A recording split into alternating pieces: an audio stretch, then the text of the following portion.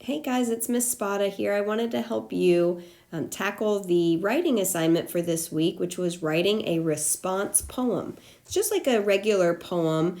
A response poem, it has some sense words, so some extra details that go with your senses, and it also has some rhythm and rhyming words in there. Now, unlike a regular poem, a response poem does have to be about the story that you're responding to. So you have to think about the story you read this week and write a poem about what you remember from the story, also including your opinion. So I tried to break it down into 5 steps for you. Step 1 is to brainstorm. And so when you brainstorm, that means you're thinking of your ideas. And so when you do that over here, you want to try to think about maybe the beginning, the middle, the end of the story, and then your opinion. So let's see if I can think of some ideas to kind of break this down and show you some examples. So maybe in the beginning of the story, I want to say, Alphonse is a funny pet. That kind of goes within the beginning of the story. He's learning about his pet. He gets his pet.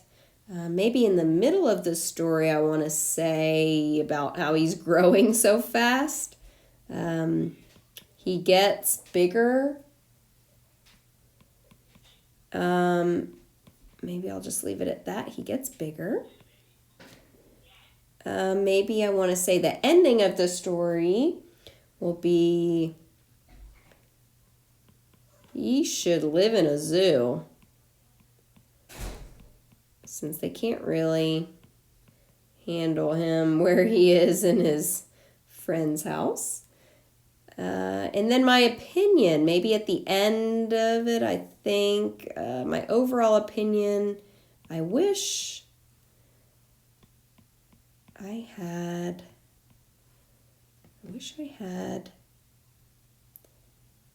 a pet like him.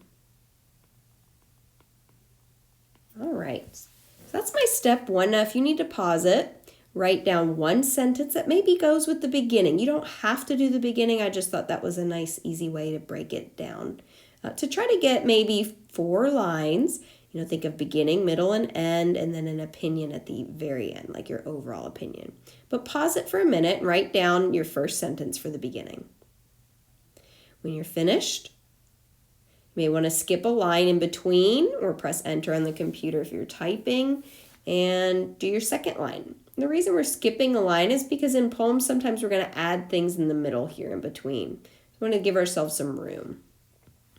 All right. And as you're going, do your pause and do your ending and your middle first, then your ending, your sentence about maybe the ending, and then your opinion, how you felt about the story overall.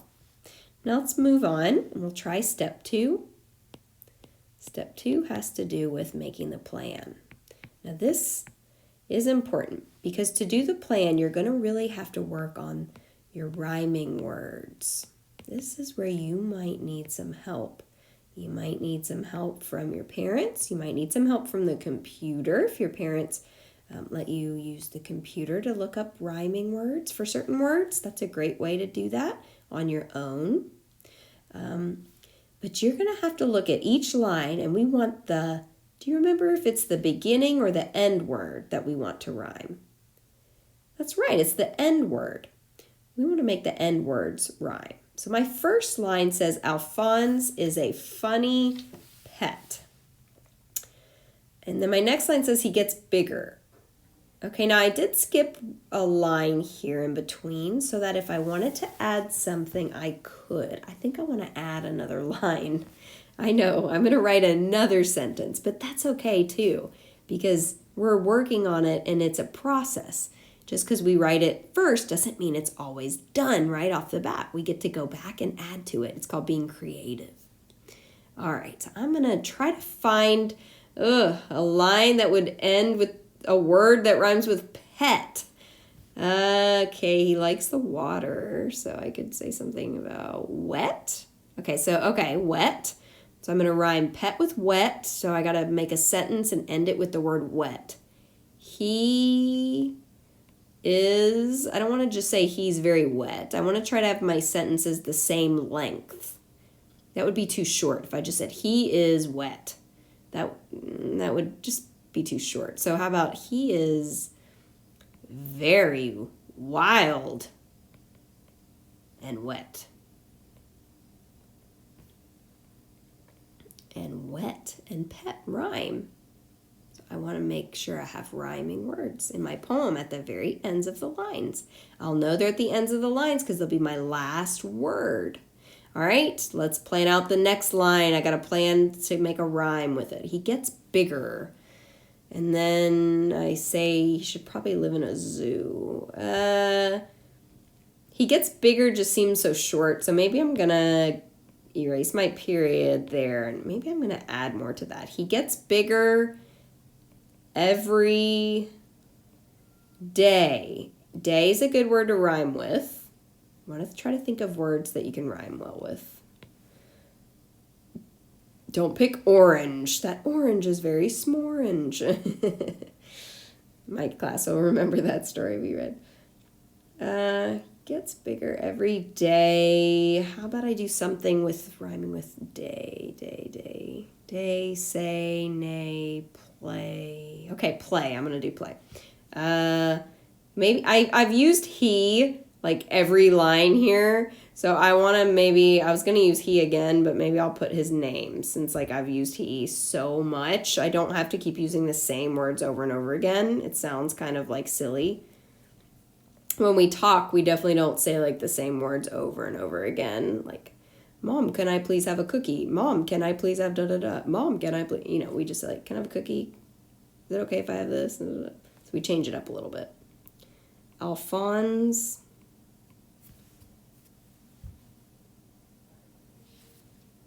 has, I'll just say Alphonse. How about I'll say Alphonse likes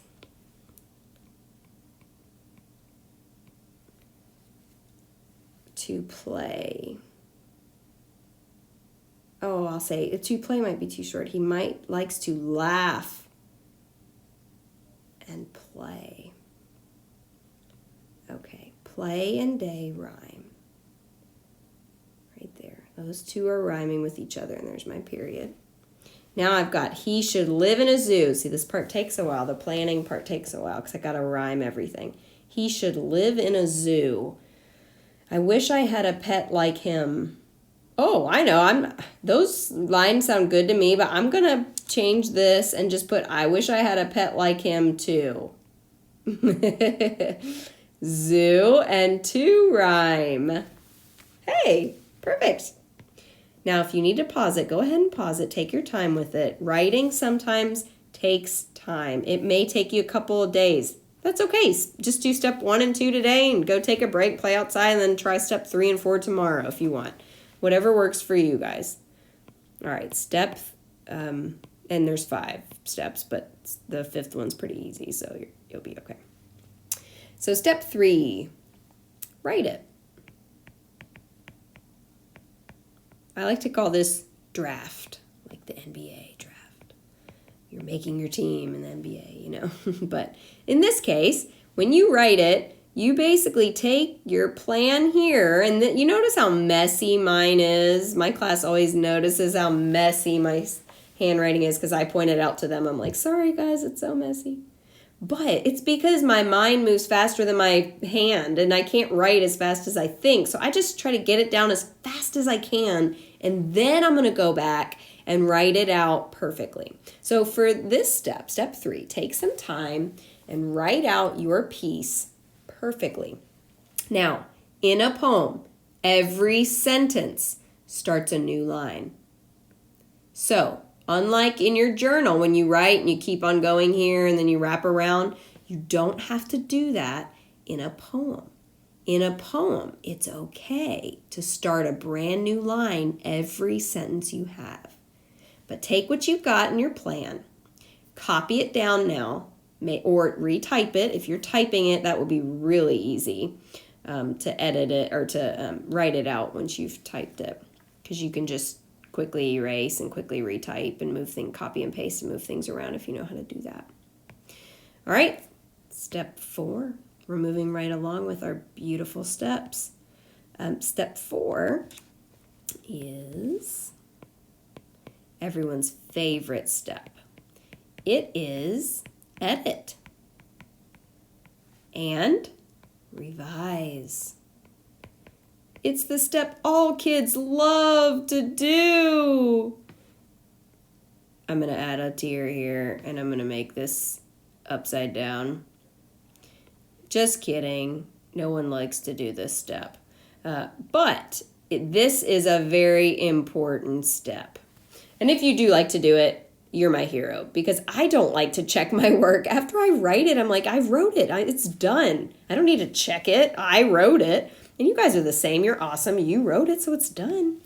But it is very important, and it is a great habit that you need to get as a writer. Now, I do suggest going to take a break, go move around before you sit down to try to check it.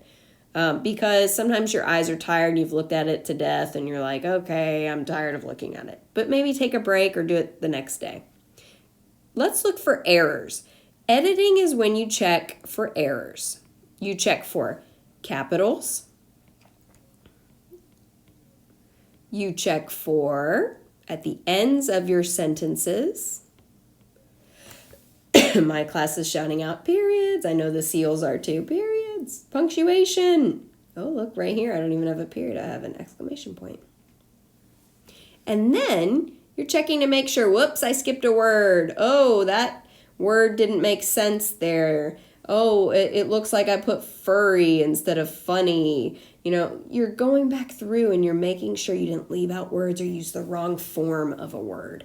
Oh, I said he are very wild and wet. Oh, that didn't make sense. I better change it to he is very wild and wet. And then here comes the harder part, revising. This is when a lot of kids ask, is this good? Is mine good? And of course it's good because you wrote it. But what you're really wanting to know is this what it's supposed to be like? And that is really hard as a writer to tell. That's probably the hardest part because writing is an art.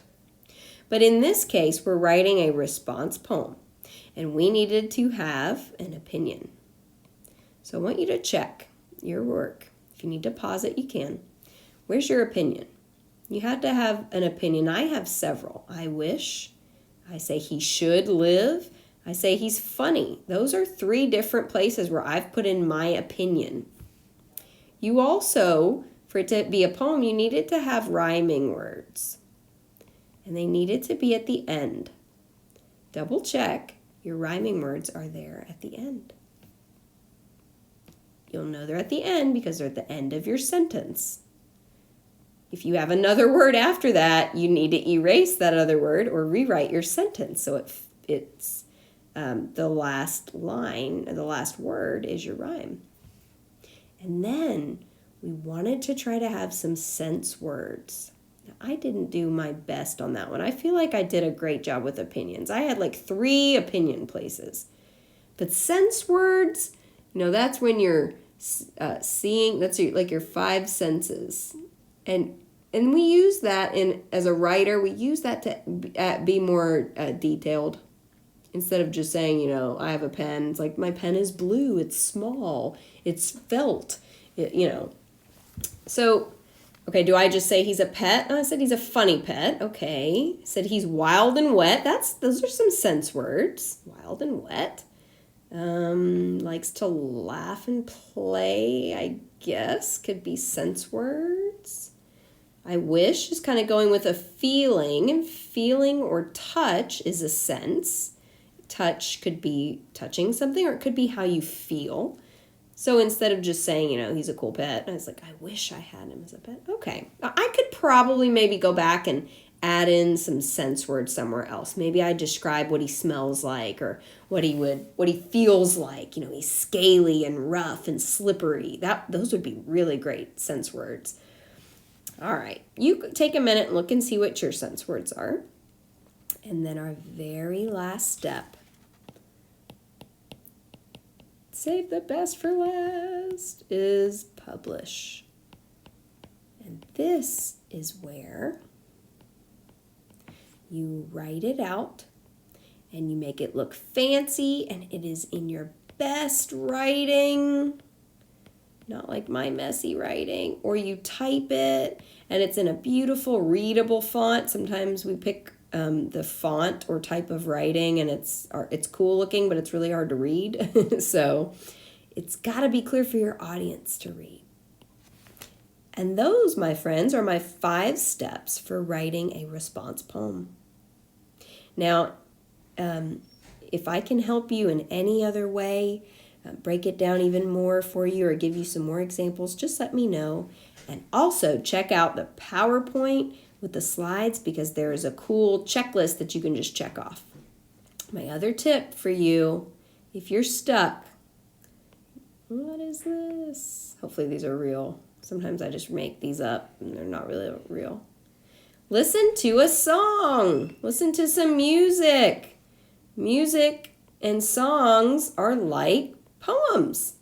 You'll get some great ideas and great ideas for rhymes in some songs. Ask your families what their favorite songs are. Listen to some more music this week and you'll get inspired. All right, second graders.